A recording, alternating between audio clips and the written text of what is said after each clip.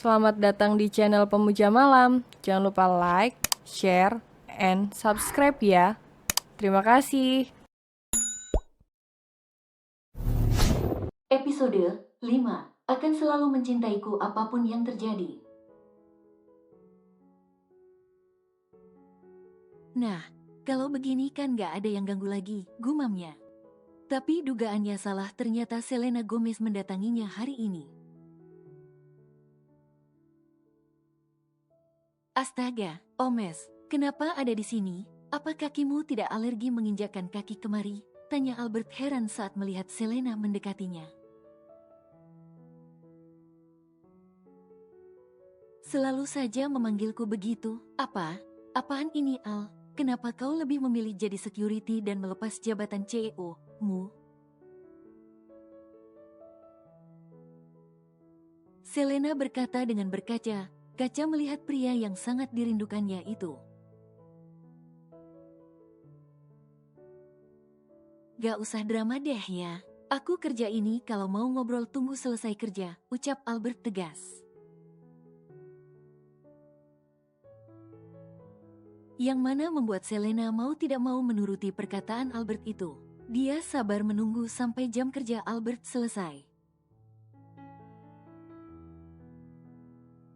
Albert mendesah melihat Selena yang pantang menyerah, yang akhirnya membuat Albert dengan terpaksa mendekati wanita itu. Omes, lebih baik kau pulang. Rasanya tidak ada yang perlu kita bicarakan lagi. Aku sudah menikah, yang artinya perjodohan kita batal, ucap Albert kemudian. Al, aku sudah menantikan pernikahan kita. Bagaimana bisa kau menikahi wanita lain? Selena sudah menangis di sana berharap Albert akan iba padanya. Ceka, bukankah kau wanita kekinian? Bagaimana bisa menerima perjodohan begitu? Aku mencintai Nana, jadi ya aku menikahinya. Mendengar itu Selena menjadi geram. Dia ingin berbicara banyak pada Albert, tapi pria itu malah meninggalkannya.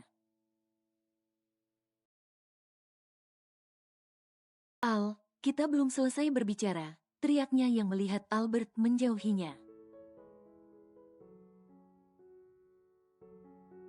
Bagiku sudah selesai, sahut Albert tanpa menoleh ke arah Selena lagi.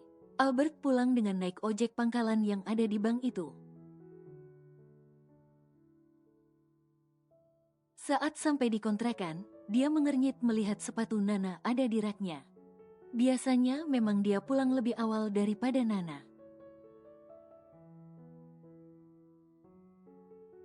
Panggil Albert sambil melepas sepatunya dan menaruh di raknya. Tapi tidak ada sahutan, yang mana membuat Albert mencari istrinya di kamar. Ternyata saat membuka pintu kamar, dia mendapati Nana meringkuk seperti janin di atas ranjang.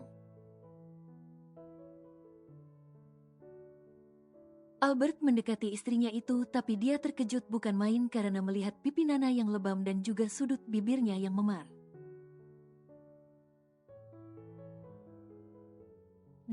Kau kenapa? Siapa yang melakukan ini? Teriaknya. Nana yang mendengar teriakan suaminya langsung membuka matanya. Bang, panggilnya lirih dengan mata berkaca-kaca. Yang mana membuat Albert langsung memeluk istrinya itu dengan ikut membaringkan tubuhnya di atas ranjang. Ada apa? Siapa yang melakukan ini padamu? Teman kerjamu atau siapa? Katakan, tanya Albert dengan gusar. Nana menggeleng pikiran. Nana kini justru mengingat kejadian 2 minggu lalu bersama Kevin, lalu dia mengadah menatap suaminya. Bang, aku mau cerita, ucap Nana. Dan Nana menceritakan semuanya tentang dia yang pura-pura menjadi pacar Kevin di restoran. Nana takut Albert akan salah paham seperti keluarganya. Awalnya Albert ingin marah mendengar cerita Nana, tapi dia mencoba berbesar hati. Maafin aku, Bang, ucap Nana dengan memeluk Albert erat. Albert membelai punggung istrinya. Abang maafin kalau adek kasih tahu siapa yang udah memukulmu. Nana langsung terdiam, dia bingung harus menjawab apa sampai Albert berkata lagi. Kalau adek gak mau cerita, abang cari tahu sendiri di restoran, tegas Albert. Kenapa abang tidak cerita kalau abang selama ini dijodohkan? Tanya Nana kemudian. Mendengar itu, Albert mendengus kasar, sepertinya dia tahu siapa pelakunya. Akan aku pastikan, mereka tidak akan mengganggumu lagi, geram Albert. Albert segera mengganti bajunya lalu keluar dari rumah kontrakannya untuk pergi ke mansion keluarganya. Kali ini dia benar hilang kesabaran karena mereka berani menyakiti istrinya. Tejo, panggil Albert mencari keberadaan manusia itu di kontrakannya. Tejo membuka pintu kontrakan mendengar ada yang memanggilnya. Dia terkejut melihat Albert sudah berdiri di depan pintu dengan tatapan tajamnya. Aku salah apa ini? Tanyanya. Cepat antarkan aku ke tempat waktu itu, sahut Albert.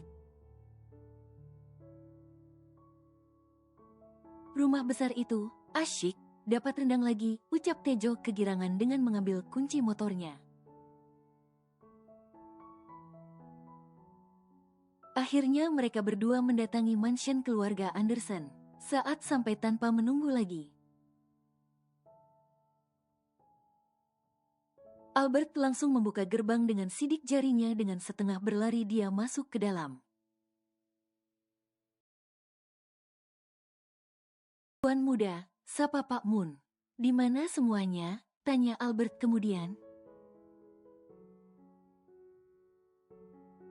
Tuan dan Nyonya ada di dalam, Nona Monica belum kembali dari butik, jawab Pak Moon. Albert masuk ke dalam mencari orang tuanya berada.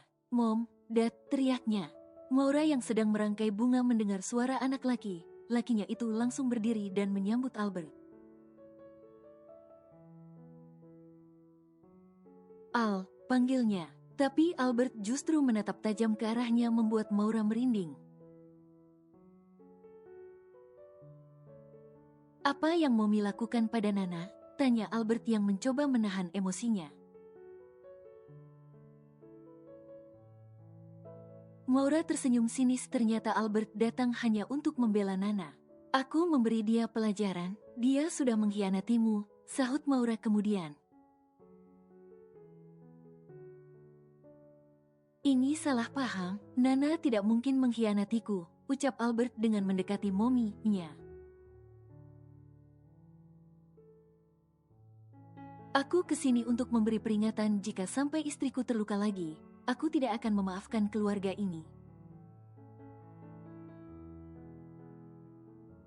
Monica yang baru kembali dan melihat adiknya mengancam Mommy mereka jadi tersulut emosinya.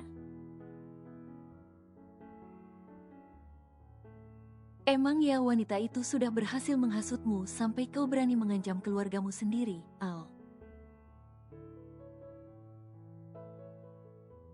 Ucap Monica dengan menarik tangan Mommy-nya agar menjauhi Albert. Aku hormat padamu karena kau kakakku, tapi jika kau menyakiti Nana lagi, lihatlah akibatnya, teriak Albert. Albert langsung berlalu meninggalkan mansion keluarganya. Sementara Monica bukannya takut, malah menghasut Mommy-nya. Kita harus singkirkan wanita itu, Mom. Albert semakin jauh dari kita, Mommy maukan Albert kembali pada kita. Apalagi rencanamu? Tanya Maura. Serahkan padaku, Mom, ucap Monica dengan tersenyum jahat. Jadi gak dapat rendang lagi ini? Tanya Tejo di dalam perjalanan. Lagi apes. Oh iya, cara buat nasi goreng ikan asin gimana ya? Aku ingin buatkan istriku tapi gak tahu caranya, ucap Albert yang duduk di belakang. Seketika Tejo langsung menghela nafasnya panjang mendengar itu. Yakin kalau aku kasih tahu kau bakal bisa bedakan yang namanya bawang merah sama bawang putih yang mana? Tahu yang namanya garam sama gula, yang paling penting kau tahu tidak cara menyalakan kompor? Cecar Tejo kemudian pada manusia yang tidak tahu apa itu? Albert terdiam sejenak lalu menjawab. Tidak, sudah kuduga, sahut Tejo cepat. Sesampainya di kontrakan, Albert tidak menyerah, dia ingin membuat istrinya tersenyum lagi dan tidak bersedih. Dia menonton video YouTube tutorial cara menyalakan kompor. Setelah itu dia belajar mengenai bumbu dapur. Setelah dirasa paham, Albert segera memulai sesi masak nasi goreng ikan asinnya. Hampir 2 jam dia berkutat di dapur sampai akhirnya nasi goreng buatannya itu jadi juga. Albert tersenyum puas lalu membangunkan istrinya yang tertidur untuk mencoba masakannya.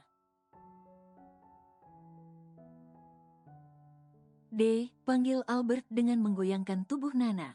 Nana melenguh saat membuka mata wajah tampan suaminya yang dia lihat. Abang, tadi kemana? Apa abang datang ke mansion? Tanya Nana penuh selidik. Jangan bahas itu lagi, kalau mereka macam lagi kasih tahu abang. Sahut Albert dengan membelai wajah istrinya penuh kasih sayang. Albert dengan romantisnya menggendong Nana ala bridal menuju meja makan. Nana terkejut bukan main ada sepiring nasi goreng di meja makan itu. Dia langsung menatap suaminya penuh pertanyaan. Abang beli di mana? Tanya Nana karena melihat nasi goreng itu bentuknya tidak karuan. Dia takut suaminya ditipu. Ya bikinlah, untuk menghasilkan satu piring nasi goreng itu aku butuh waktu 2 jam, jelas Albert. Nana ragu saat akan memakannya, tapi untuk menghargai suaminya, dia tetap menyuapkan nasi goreng itu ke mulutnya.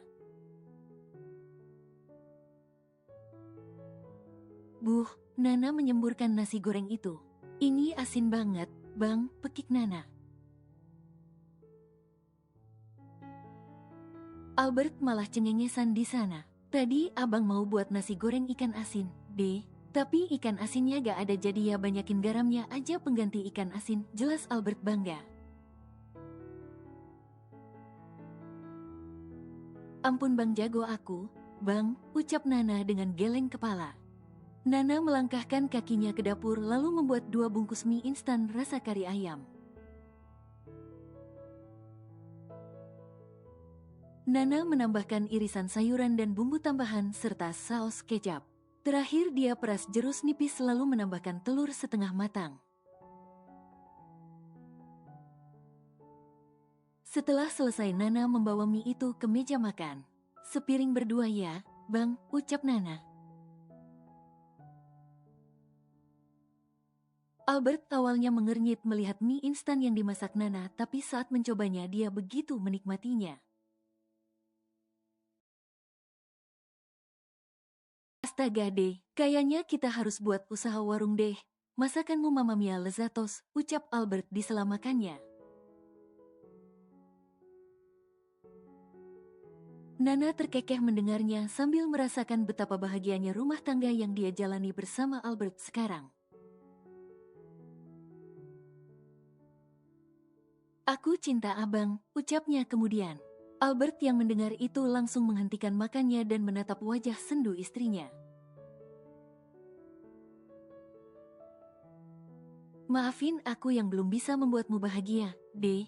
Bahkan aku hanya bisa menyakitimu karena perlakuan keluargaku, lirih Albert. Siapa bilang aku tidak bahagia? Aku bahagia kita selalu bersama seperti ini. Berjanjilah abang akan selalu mencintaiku apapun yang terjadi, ucap Nana. Albert mendekat dan mencium bibir Nana sejenak. Aku berjanji akan selalu mencintaimu, Nana. Sudah 1 bulan Kevin menjadi presdir uji coba. Tapi memang mungkin bukan passion Kevin dalam mengelola perusahaan yang mana Raka menjadi gusar karena saham turun akibat ulah Kevin. Dasar bocah sableng, pekiknya. Sementara Kevin hanya cengengesan di sana tanpa rasa bersalah. Bagaimana tidak saat rapat dia lebih banyak tidur atau mabar bersama Raven diam. Dia terpaksa melakukannya supaya bisa dapat uang 5 meter supaya bisa membayar hutangnya pada Nana. Tuh kan, Pa, apa aku bilang, sekarang sesuai janji Papa harus tulis cek 5 meter. Aku mau berkencan dengan Nana setelah ini, ucap Kevin dengan santainya. Raka hanya bisa geleng kepala. Aku rasanya mau adopsi anak saja. Punya anak 1 aja susah diatur, gerutu Raka sambil menulis cek sesuai janjinya. Bayar hutangmu ke debt kolektor sana. Setelah itu putus dari Nana, aku kasihan sama pacarmu nanti kau kasih makan batu, tambah Raka. Kevin meraih cek dari papanya dengan surai gembira. Dan keluar dari gedung perusahaan untuk pergi ke restoran karena ingin bertemu Nana. Sementara Nana yang sibuk bekerja merasa kurang bertenaga hari ini, kepalanya pusing dan mual terus melandanya. Biar kakak aja, kau istirahatlah, wajahmu sangat pucat, ucap teman Nana dengan mengambil alih pekerjaan Nana yang mengelap meja. Terima kasih kak, sahut Nana. Nana segera ke toilet dan memuntahkan isi perutnya yang sudah kosong di sana. Dia terduduk lemas di lantai toilet. Sebenarnya aku kenapa, gumam Nana. Tanpa dia sadari di sisi lain rencana jahat sudah disusun oleh Monica dibantu oleh Maura dan Selena. Ketiga nenek lampir itu sudah menunggu Nana pulang dari restoran. Kau yakin ini kecelakaannya akan natural? Tanya Maura cemas. Tenang saja, dia itu pengemudi profesional, sahut Monica santai. Aku harap dia segera lenyap dan Albert akan jadi milikku, gumam Selena dalam hatinya. Ingat ini akan jadi rahasia kita sampai mati, ucap Monica memperingati. Dan tiba saat Nana pulang kerja, Nana bersiap untuk memesan Grab seperti biasanya. Tapi karena kurang enak badan, akhirnya Nana memutuskan untuk memesan taksi. Sesekali tidak apa mengingat dia juga gajian hari ini. Bang, nanti kita makan malam nasi bebek ya. Nana mengetik pesan untuk suaminya sambil menunggu taksi datang karena tiba-tiba dia ingin nasi bebek. Oh iya deh, abang gajian hari ini dapat bonus lagi dari bos karena ganteng. Nanti abang traktir nasi bebek, nasi angsa, nasi semua unggas abang bisa beli. Nana terkekeh membaca balasan dari suaminya. Mengingat beberapa hari ini mereka memakan nasi telur kecap saja karena menghemat uang yang semakin menipis. Bersamaan dengan itu, taksi yang dipesan Nana sudah sampai.